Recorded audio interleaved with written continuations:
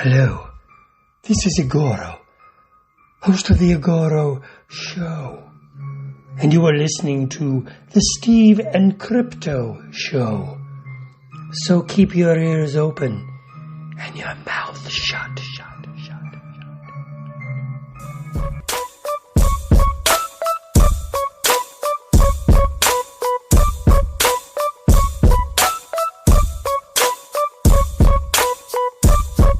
Hey, welcome to the Steve and Crypto Show, presented by thestevestrout.com. I'm Steve.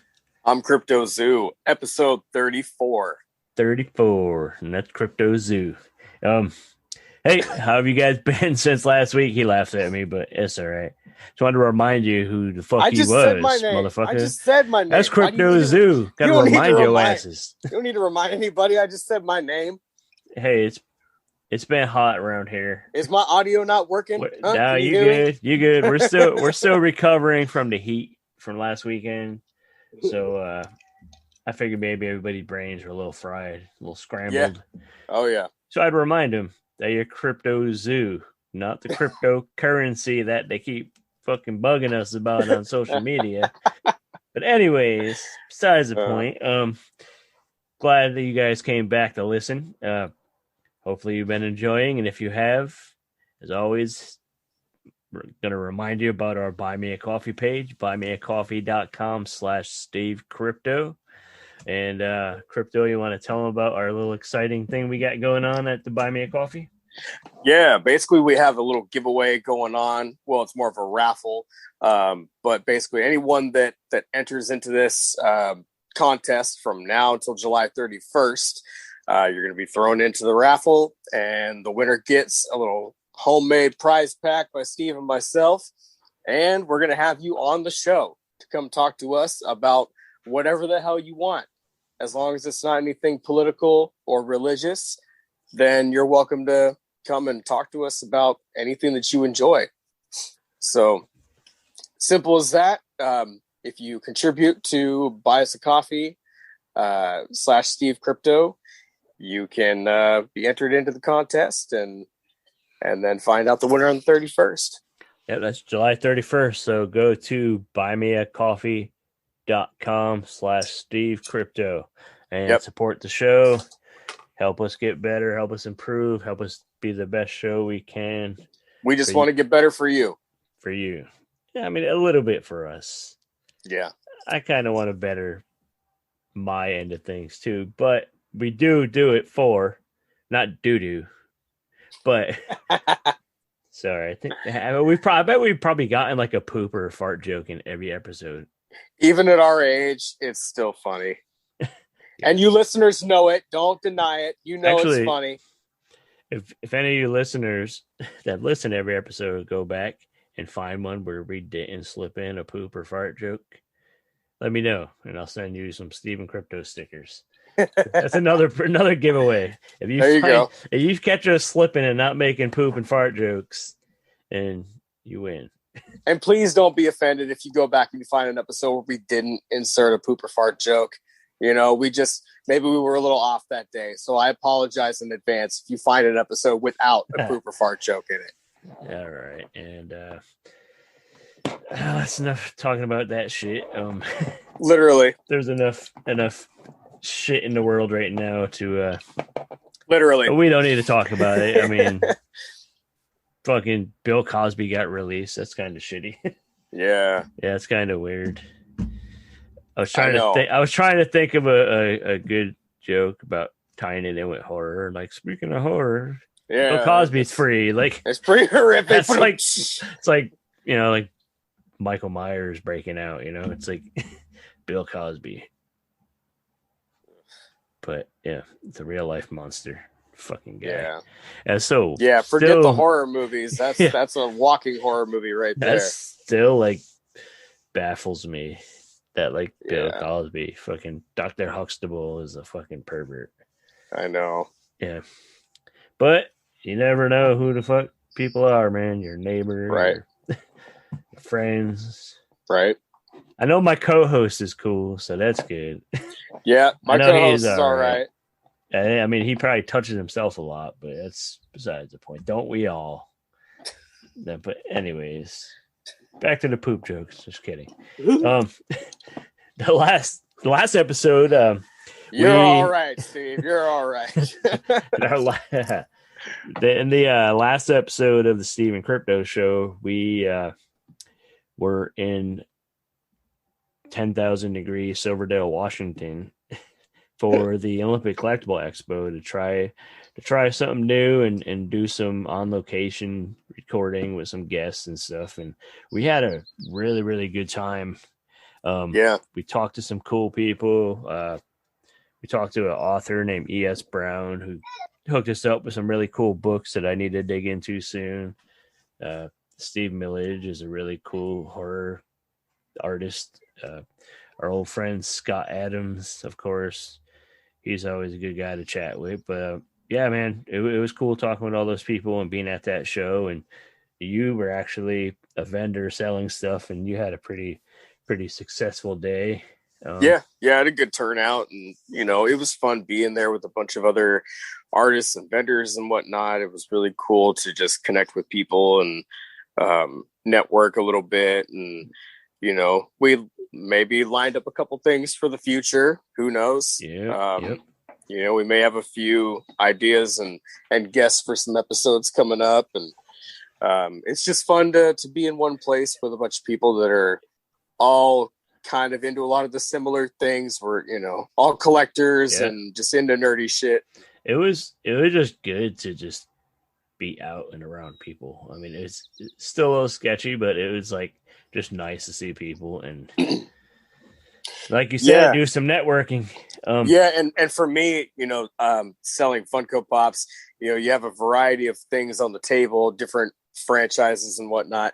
So it's cool to have a random person come up, and you might have a pop on the table you don't care about that much. You're not that connected to, emotionally or whatever, but that's their jam. And you're like surprised that like, wow, somebody wanted that crap. Like, I had one on the table. This older lady came up with her kids, and she was like, "Oh my God, I have to have that." And she went to the ATM and got it from me. And I'm happy to have made her day. I think that's how that company like nailed it, because they have such a diverse selection, of different like franchises and different, licenses that they have. Yeah. Put stuff out that it's like they have something for everybody. So that's how I think that's like the key, the basis of their success pretty much. But that was good. It was a good time being there. It was a good time, like I said, like you said, just being out around people and chatting and networking.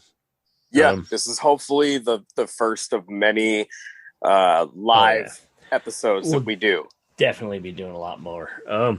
What else you been up to all week since the last episode? We always try to catch up on movies we've been watching. Hopefully you didn't watch the new Purge movie. No. I don't like the Purge movie, but go ahead, carry on, and I'll bitch about the Purge movies in a minute. I'll give it a shot when I don't have to put any money into watching it. Yeah. But anyway, I taking it back to me being a little bookworm as a kid. I was all about Goosebumps and Fear Street and pretty much anything R.L. Stine put out. So Friday, Netflix teamed up with R.L. Stine, and they created a Fear Street trilogy. They released the first movie Friday. They released the first one on Friday, the first of a trilogy. So, to elaborate on that, he was like, Friday. So, they just have to call. Hey, R.L. Stine, this is Netflix calling. What are you doing Friday? What are you up to?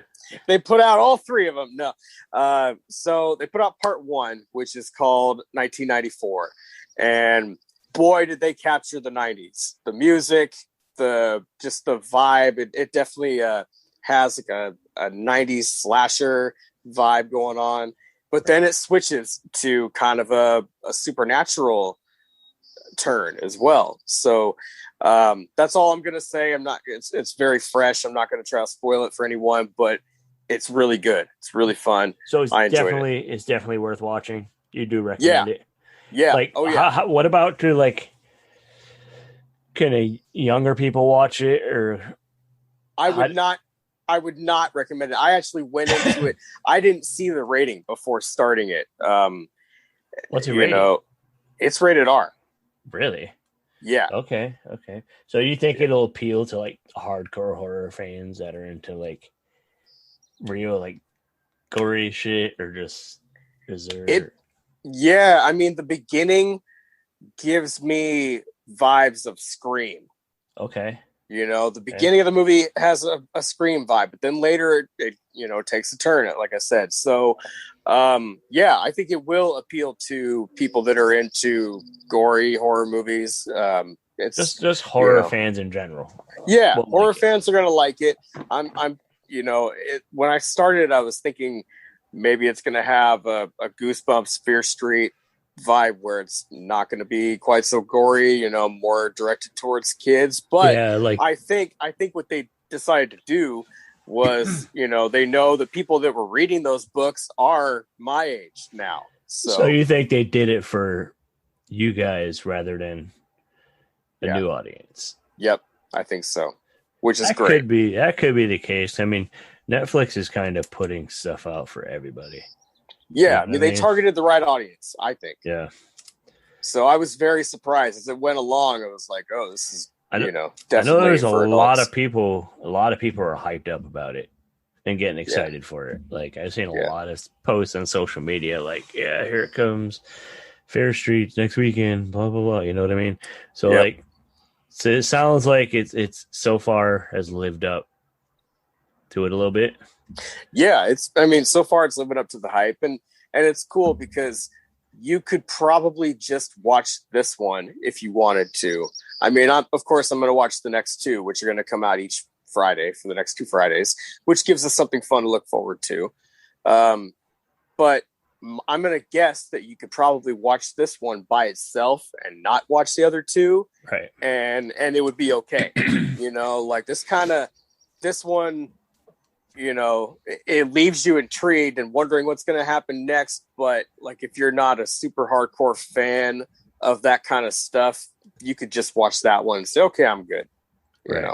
Not to veer off topic here. I just want to let listeners know that, it's been really warm out here lately. So you might hear a lot of background noise because they're kind of, I'm in the studio / spare room, toy room with got windows open. So I'm hearing birds and shit. And like, you guys might hear some wildlife or cars or the neighbor kids running around, but don't be alarmed or anything unless you hear like screams or explosions or something, then you should worry. But it's warm and I need to breathe. And you say you're in the toy room and then you're talking about hearing screams. What kind of freaky shit are you doing over there? I didn't say what kind of toys are in here. Shoot. But no, I'm just saying from outside. Screams from outside. I should have elaborated a little bit more. Screams from outside. But yeah, you're probably hearing background shit, and it's just that time of year. We need to let some air in because it's fucking hot, basically. Yeah. So for us people living in Washington, it's pretty hot here. More than normal. More so than normal. A lot more than normal. But yeah, Fair Street. I definitely plan to watch it ASAP. I didn't have time to watch it over the weekend. Had a lot of other stuff going on. Watch Fair Street. Don't watch the new Purge. That's it. That's what I didn't do. I honestly don't even remember much of what I did all week. I just got, getting ready for this episode. We have, an interesting guest on and all that. But I just do know that I didn't watch the new Purge movie because I'm so over. They beat that franchise to death, literally. Like, maybe not literally, but you know what I'm saying. They just fucking beat it. It's why is it still happening? Why is it still a thing? How many have they made now? What is this, number 5? Like 73 or something. I don't know. It's like the Saw movies too. Like it's just like weird. Like torture porn shit. Like I don't know, man. Well, you mentioned the new Saw. Well, you mentioned the Saw in general. Yeah. I am intrigued when it comes to the new one because Chris Rock was basically the one that wanted to do it. He pitched the idea to a studio, and they said, "We will do it if you promise us you're going to be in it." So that's how he ended up getting thrown in the cast. Yeah. And Samuel Jackson plays his dad. So, does he? Yeah. And I know it's about corrupt cops. I'm interested. I'd like to check it out. I mean, just because of Chris Rock, I like to see how he. But I mean, I kind of heard things that he just kind of, just went through the fucking motions and didn't really. He wasn't. I just fucking heard it sucked. But we'll see. I was about to say the same thing. Like I couldn't think of the words, but it sucked. But but anyways, I think they should make one more Purge movie. Okay, I said stop at the Purge. They should make one more. They should make it like in the vein of the Nightmare on Elm Street movie when like Freddy becomes reality. Remember, it was like which one was it? The actress was playing as herself, and like Freddy's dead. No, it was it. Was it like the no? Wes Craven's New Nightmare? That one. That was the one. They should make a Purge movie like that where the shit becomes real and then they just purge all the people who created the Purge movies.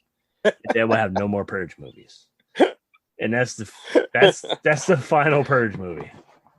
I think that's the best way to deal with it and say goodbye, Purge. You're fucking done. Wasn't the last movie before this new one called The Final Purge or something like that? I don't know. And now this one's called The Forever Purge. The Forever Purge. Like, so that means it's never going to end, Steve. They're just going to keep making more and more sequels. I just That's told your you, nightmare. I just told you how they could end the franchise. But it's just like Scream, some new person is going to pick it up. It's going to be a new ghost face. Then they'll reboot it, right? Exactly. It's going to be someone else doing it again. Did I just give a real example because Scream is coming back as a reboot? Yeah, but at least it's only going to be called Scream. At least Scream was entertaining. My point is they're calling this new movie Scream. They should call it Forever Scream. I'm not into remakes just being thrown the old title. Not really crazy about that. Yeah. Because it's not going to be a remake, but they're basically marketing it like it is, like a reboot or remake or something. Yeah. I don't know, but it's just called Scream. I don't even know what the hell the difference. Yeah, it's the 5th movie, and it's not. What is it going to have any of like characters or anything? Because the original cast is coming back, I believe. Are they? Well, the ones that are alive. That are alive, yeah. Obviously, I mean, what Arquette and Nev Campbell and the rest, whoever else is in there. They needed a job. Yeah. But shoot, yeah. I'm definitely more excited about that than the Forever Purge. Never. They should make a Never Again Purge. There you go. But anyways, we have a really interesting guest on this episode, a comic creator who's putting out a comic called The Forbidden Museum. I didn't know much about the guy or the comic, but we connected and I was like, holy shit, this looks awesome. Like he followed me on Instagram. And it was just like The Forbidden Museum. And I was like, what the fuck is this? Like, is this like some weird museum? Like, should I check it out? So I went and checked it out. And I saw this project for this really cool comic based on like, the old Dracula and Wolfman and the Van Helsing, all the connections and all that stuff on classic monster stuff. And really has a Hammer horror film feel to it. So I kind connected with him and was like, dude, you got to come on and tell us about this. He's about to launch the Kickstarter for it. So we brought on Craig E. Sawyer, the man behind the Forbidden Museum comic, which is launching next weekend, I believe July 10th. So, yeah. Yep. Go check out the Kickstarter while you can. And, the artwork looks great and the story looks, it sounds amazing. You're going to have to check out this episode and hear a little bit more about it. But, horror fans like us, we're definitely excited to check it out. You guys will dig it. You guys will dig it. Yeah. Yeah. I think anyone listening is probably going to be right up your alley. So that, again, his name is Craig E. Sawyer. If you want to check him out on Facebook and Instagram, you can just follow him, through Craig E. Sawyer. I think on Instagram it's Craig E. Sawyer Writer. We'll get the proper info from him in the chat. And yeah, but speaking of Sawyers, it is time to celebrate 35 years of the Texas Chainsaw Massacre 2 with shirts from Fright Rags. And Texas is for Sawyer is on a blood-splattered new design. They have the buzz is back on a reprint of a fan favorite shirt. And Fright Rags has dropped new designs, restocks featuring 3 hollowed horrors: the aforementioned Texas Chainsaw 2, Chucky, and Creepshow. A couple of my favorites, of course. Yeah. Be one of the good guys with Fright Rags Chucky collection, which includes a new shirt to die for, a reprint of a classic Child's Play design, and Good Guys lounge pants. I got to get some of those for myself. The pants? Yeah. I need them pajamas.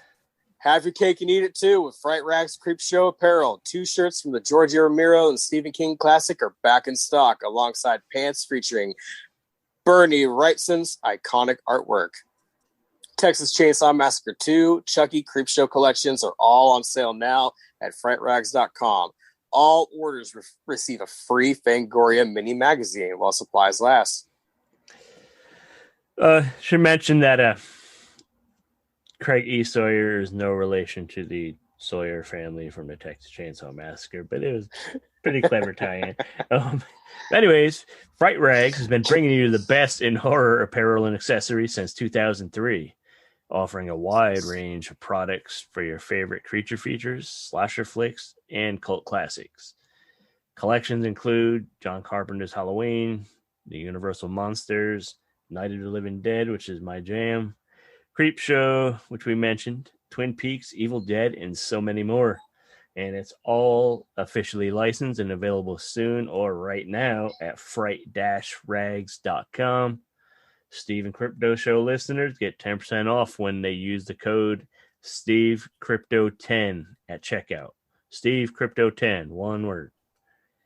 So head over to fright-rags.com and check out some of the cool shit they have there. I love the site, and I know Crypto is into it, and he's got to go get him some pajama pants with Chucky on them. Yeah, pajama pants. Hey, make sure you go there and pick up some Sawyer gear. And boy, am I glad that you clarified, the non-existent tie between our guest Craig Sawyer and the Sawyer family, because boy, I'd hate to have anyone coming after him for some things his non-existent family has done. His fictional family. Yeah.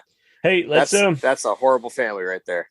Let's get into that chat with Craig E. Sawyer and hear all about the Forbidden Museum comic. Hey, we are on the Steve and Crypto Show, hanging out with Craig E. Sawyer. He's going to tell us about a Kickstarter he's fixing to launch here really soon. We'll let him tell us about it, and let's meet Craig. Tell us about yourself. Tell us about your background, comic background, or tell us what you do, who you are. So, hey guys, thank you so much for having me on the show. First of all, I've always been a huge classic monster horror fan since as long as I can remember. I think Creature from the Black Lagoon is one of my favorites, but I like them all. And as you can see, I don't know if you can see a Creature from the Black Lagoon on the wall back there. I see him coming through the wall. Yeah. I was admiring that. I didn't want to interrupt earlier and say something about it, but yeah, very nice. Yeah. So long story short, I've been a writer for a while. I got a lot of short stories published. Got a few coming out recently. So I really wanted to break into like the literary world, like either in prose or in comic books or do something like that. So I started about 2 years ago just writing short stories every day, got rejected a lot. And finally, after about a year of writing, I started getting stuff published. And I've always loved comics too. So I thought, well, I need to create something for my portfolio. So I created a comic book called Mars City Vice about 2 years ago. And we're on issue 3 now. But Mars City Vice is kind of like, what if you took Miami Vice and mixed it with Total Recall? What if like Philip K. Dick, who wrote Blade Runner, wrote a season of Miami Vice? So there's 2 cops on Mars in a fake 80s Miami in the future, and they're fighting crime. So sci-fi mixed with like a cop buddy drama. And I did that, and it took off pretty well. And got a few publishers looking at that. But my dream has always been, I want to do something with classic monsters. And that's where this recent project came in called the Forbidden Museum.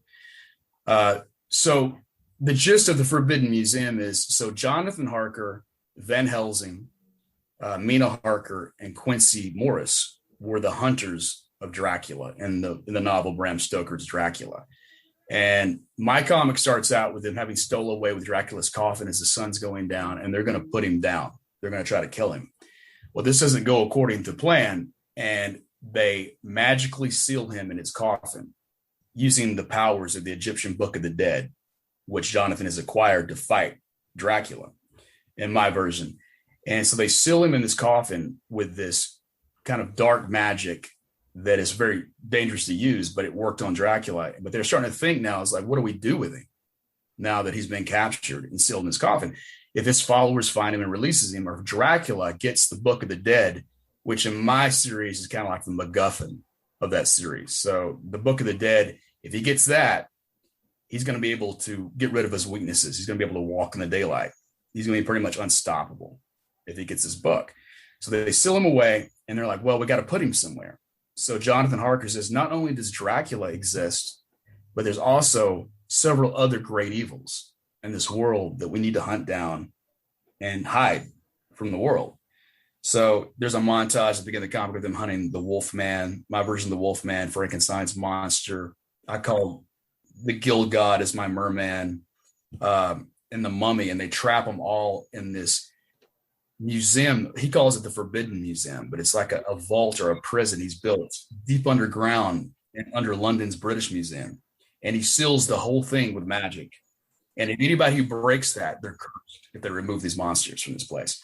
So then you fast forward to his great-great-grandson, Henry Harker, who's a podcaster and kind of an internet adventurer.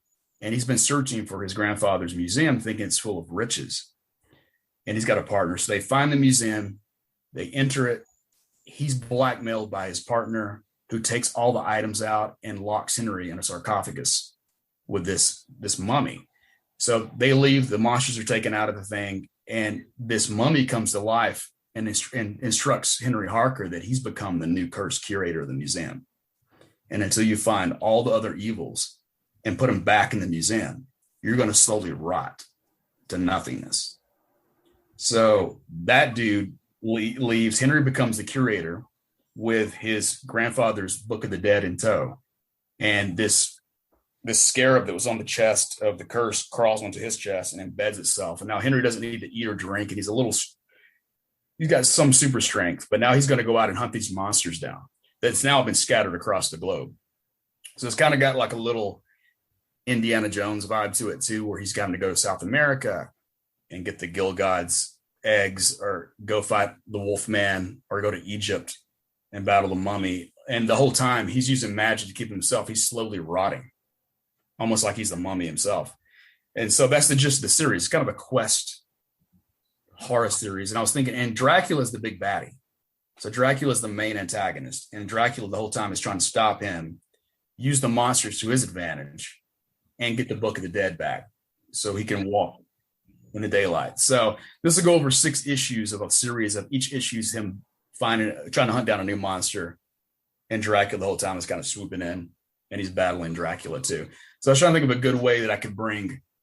There's a reason for all these monsters to exist in the same monster verse together. So that's kind of the gist of it. So yeah. Now, when did you actually start piecing all of this together? How long ago? I started working on this. So me and another guy named Luke Archie, who's a recent graduate of the Kubrick cartooning school. That's like Joe Kubert was a big force in comic books, opened up a comic book school in New York. So he was a senior there, and we had worked on a project, actually a Western comic book called The Rifleman.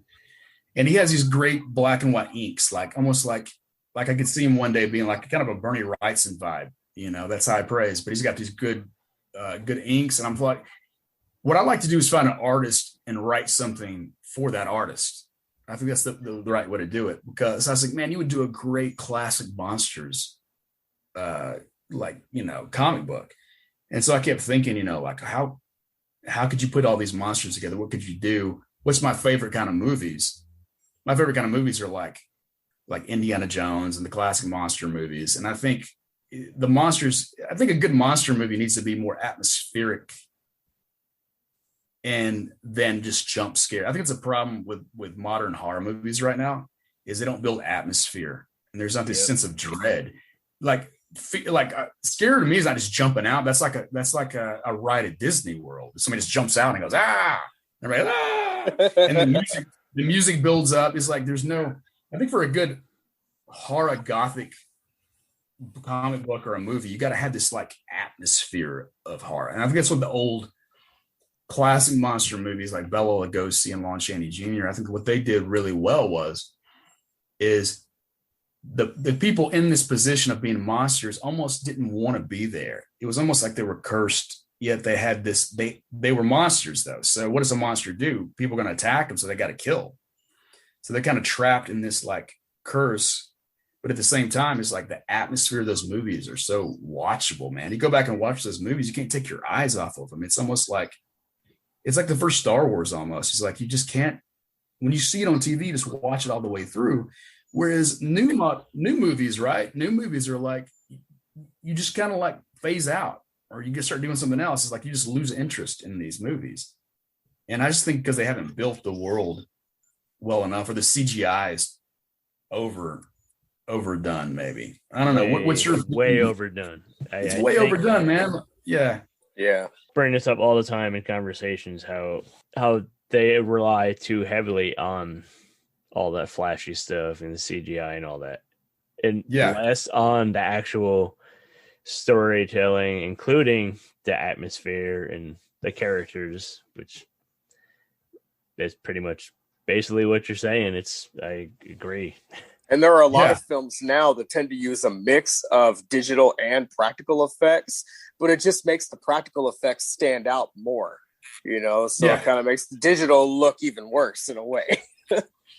I think those old monster costumes too, when you put them on, they had to wear them and they were hot. It almost adds to the characters. Like I could tell Lon Chaney Jr. was just miserable. The uncomfortableness that, you know what I mean? You can tell it's uncomfortable. Like you would imagine, like Karloff, the Frankenstein monster, is probably not comfortable in his skin, and you know what I mean? So it just adds to the character. Like I was an actor for a while, and when I did theater or anything, I would put on the costume first, and it would change the way I walk.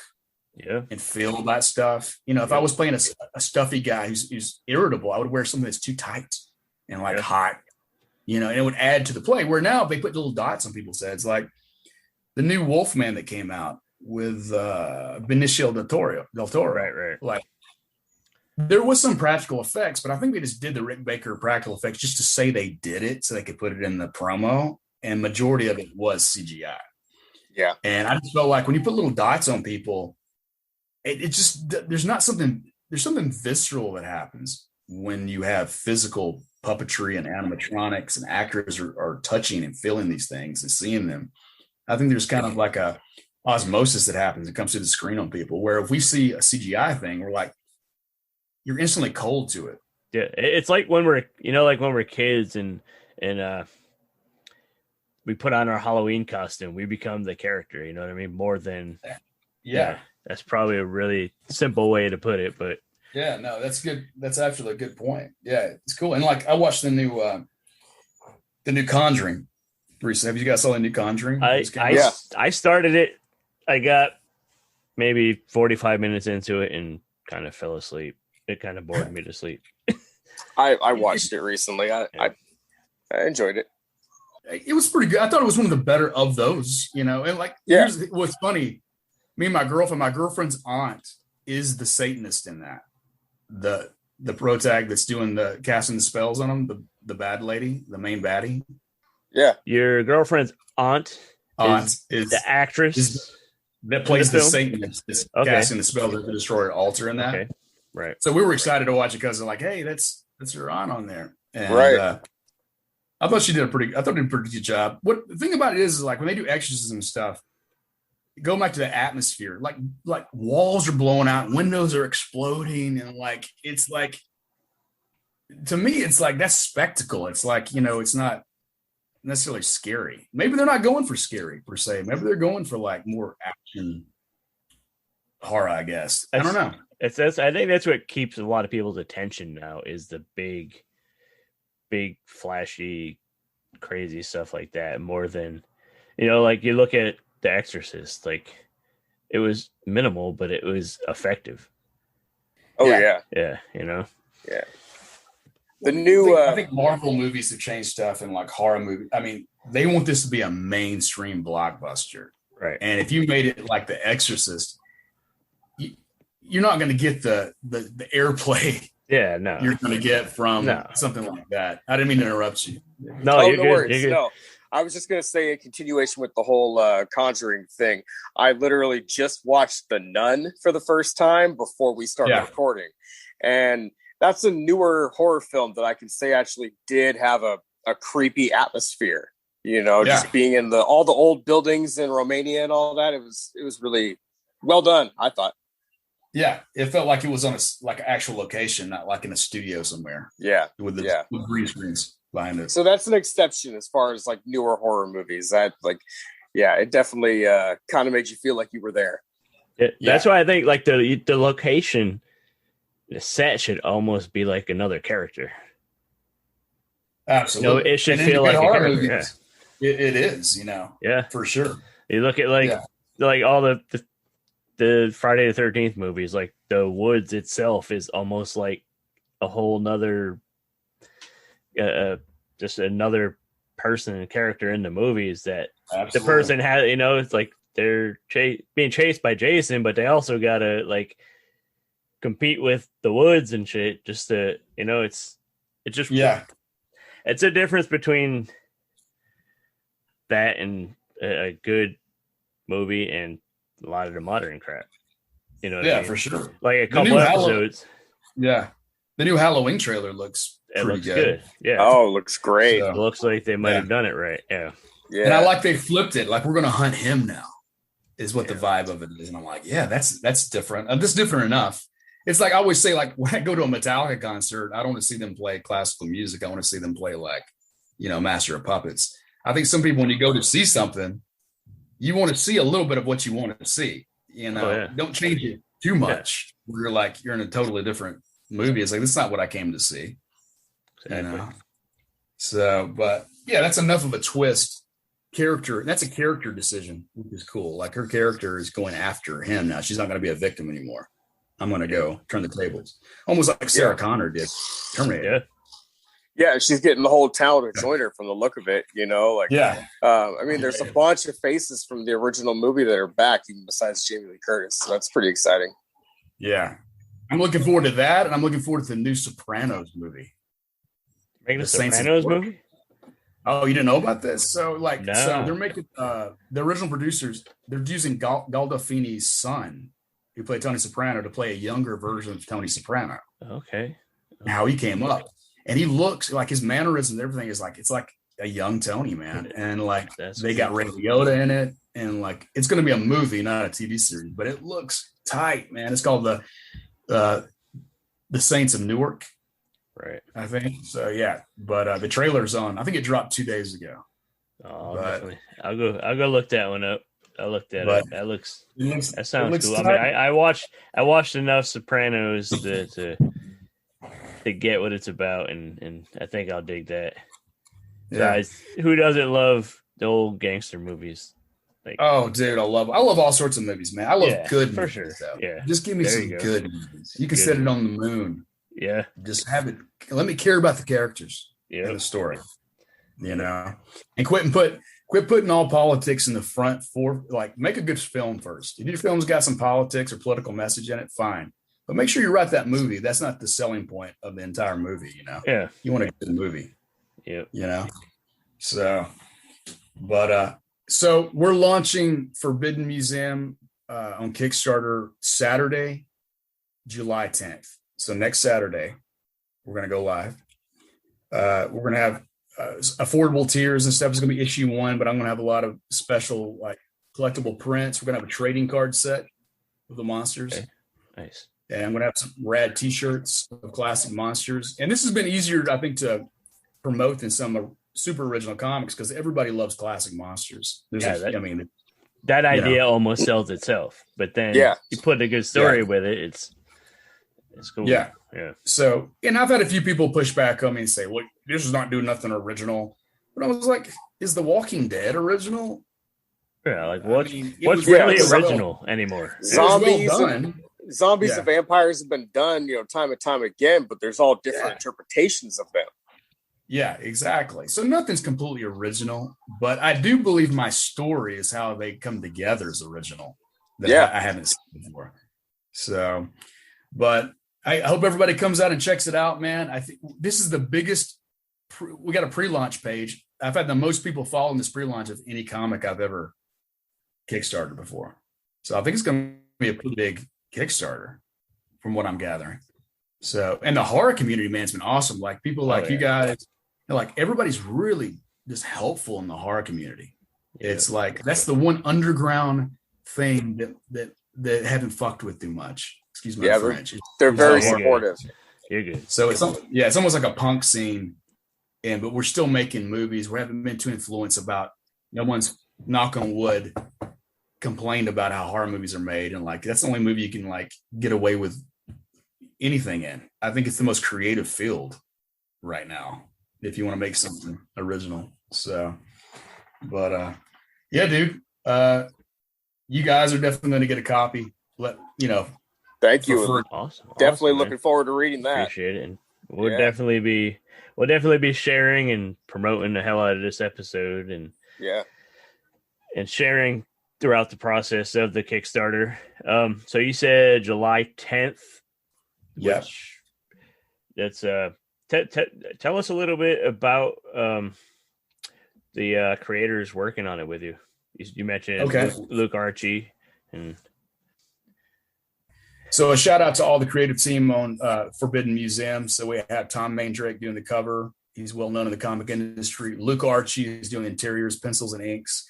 James G. Brown is working on G.I. Joe for IDW. He's doing our colors, James G. Brown. We have Pulis Calzada. He's a Mexican artist doing a lot of collectible prints for us. And we also have Terry Wolfinger, who's doing a collectible print. And he's known for Stan Winston Studios character design. He's done several covers of famous Movieland monsters. And so a lot of people in the horror industry. On the thing. So check it out, man. We've got a great team of creative people. That's a good route to go to bring in people from the horror industry, or like for any project you're working on, to bring people from that field, because they're always gonna put more heart into giving it justice rather than being just another job. You know what I mean? Yeah, for sure. And they bring a fan base with them too. Like Terry Wolfinger, I collected his classic monster prints for years. And I was like, oh, here's a good chance for me to work with a guy that actually admires his artwork. That's awesome. That's cool. Yeah. So, and shout out to, I don't know if you guys, where do you guys live in California? Are you close to LA? We're in Washington. Yeah. We're up in Washington. Oh, yeah. Washington State. What part? Port Townsend.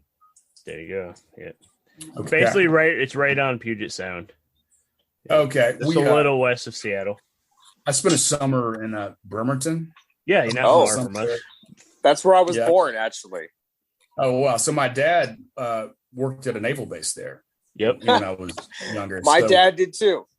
Oh, that's crazy, man. So I was there. I spent like the summer, my 12 years old that summer, went camping at the base of Mount Rainier and did some stuff, man. So it was a good time, Oh, man. wow.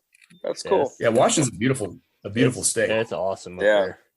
Yep. The climate's usually really good, except for the last week we had the little heat wave that everybody felt. But normally it's like summer stays around 80, and right on you guys down there, it's probably 90 degrees down there right now. Yeah, it's dry heat. You know, I grew up in Tennessee, where Okay, the so you got the is humidity, like yeah. 100% humidity. So it's not quite like that heat, but Yeah, it still no. gets pretty No, it's- hot down here now. And we get no rain, unlike you guys, hardly Yeah. ever. Well, guys, my girl wants to go. I got to take her to somewhere over to her dad's. Yep. But Before we man, jump thank off, you once again for having me on the show. Before we This is- jump Yeah, off, of course. tell people where to find you on social media and all that important stuff so they can find the Kickstarter. Sure. So I'm on Instagram at Craig Sawyer Writer, and you can also go the Forbidden Museum at the Forbidden Museum on Instagram. And on that will be a pre-launch link in the bio that you can go sign up for the pre-launch to be alerted when we actually launch next Saturday. But you can also just go to Kickstarter and look up the Forbidden Museum or Craig E. Sawyer on Kickstarter. And I'm going to launch about 10 a.m. Pacific Standard Time Saturday. And we'll run for the month of July, at least for the Kickstarter. And also you can find me on Facebook. You can find the Forbidden Museum on Facebook. And you can also find Craig E. Sawyer on Facebook too, and follow me on there if you want to.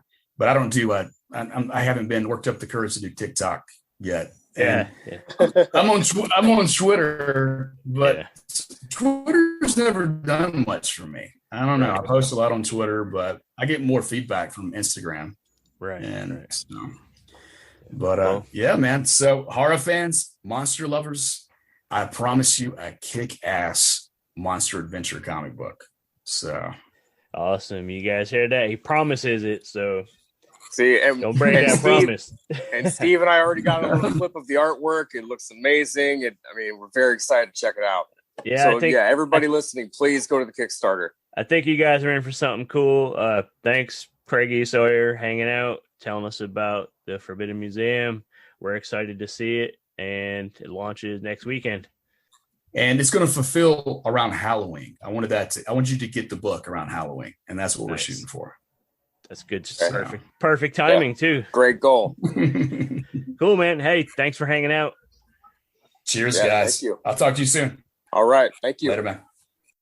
Hey, this is Dr. Gangrene. You're watching the Steve. No, you're not. You're listening to the Steve and Crypto Show right here on whatever network you're on. I don't know what you're on. Don't ask me. I can't see what you're doing, but keep listening and tune in next week for more cool content on the Steve and Crypto Show. Hey, we are back. Thanks to Craig E. Sawyer for telling us about the Forbidden Museum comic. I'm really looking forward to it. It sounds pretty awesome. You know, I love the classic monsters.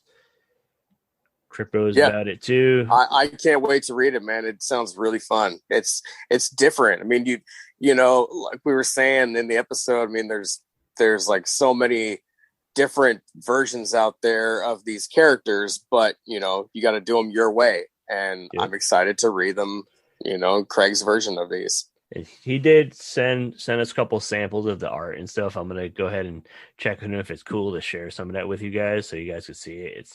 You know what I mean. They do have the Kickstarter pre-launch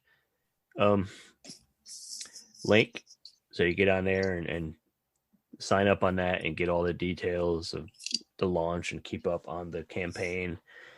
And it sounds like they're gonna have a lot of cool perks for contributing and. You know, he got a really awesome, you know, talented team working on the book with him. So be sure to check that out. The Forbidden Museum comic. That's the Kickstarter launches July 10th. That's this coming Saturday. check that out. And don't forget, you have till July 31st to head over. I mean, you could contribute after, but if you want to get in on our little giveaway for some cool shit we're rounding up for you guys, and you want to come on the show and be a guest, head over to buymeacoffee.com/Steve Crypto. Buy us coffee, kick a little something towards the show. That's right. Hey, and big thanks to anyone who has contributed so far. Thank you very much. It definitely is going to a great place. And, we just want to improve the show. So, yeah. I'm really excited to send somebody a gift and talk to one of you guys. So, right. Yeah. I've been putting some cool things aside for that box. So come and chat, and we want you to come and visit and tell us about your stuff. And, maybe you'll come on and you'll have such a good time that you'll be like, shit, I'm going to launch a podcast too. And then you'll go on Anchor, who is our preferred distributor for our show. And you can go on Anchor and make your own podcast really easily. That's right. It's so easy to make a podcast on there. Yeah. I mean, we started up quite a while ago now. We've been doing it. We sucked. So. We sucked at first. We're not good yet, but we're learning and we're getting there. And we're actually proud of what we've been doing. And we're having a good time doing it. Day by day, we're getting better. We're having a blast. We hope you guys are still having fun with us. That's what this is all about. It's about having fun and promoting cool shit. So let's keep doing it and keep being fucking nerdy and watching horror movies and all that good stuff. We got a lot of cool stuff coming at you soon. Stay tuned. We will talk to you soon. We fucking love you guys. We've been the Steven Crypto Show. Thank you for listening, guys. Oh, that was good. We could have timed that better, huh? Yeah. But 1, 2. Let's do it. Let's do it for episode 34. 1, 2, 3.